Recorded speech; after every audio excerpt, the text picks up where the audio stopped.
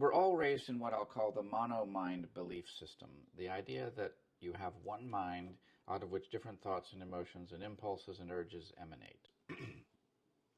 It is no exaggeration to say that the myth of the monolithic personality is one of the greatest causes of distance in and dissolution of intimate relationships, and that awareness of our natural multiplicity is the greatest antidote. Why is it much easier to stay happily partnered with someone with many parts to their personalities than a person you think has just one? I'm going to invite you to try on this different paradigm of multiplicity that IFS espouses and consider the possibility that you and everybody else is a multiple personality.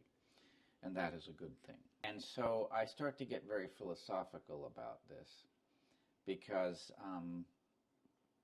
I was starting out by talking about the cultness of one. We just read some examples like gender, socialization, the monomyth, or the mono-mind myth, I forget what he called it, that you have to, as Alan Watts puts it, you have to be somebody specific. Because the mono-mind view is so ubiquitous and assumed in our culture, we never really question the truth of it. Cultural pressure for the romantic rescue, staying out of the dark sea, the empty self, another kind of happiness, the cruel joke, gender socialization,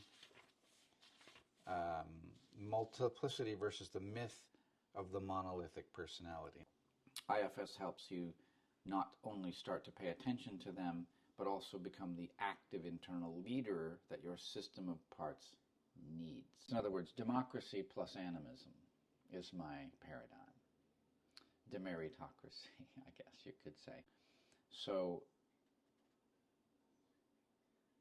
culture is not your friend, right? I aspire to operate as an internal democracy.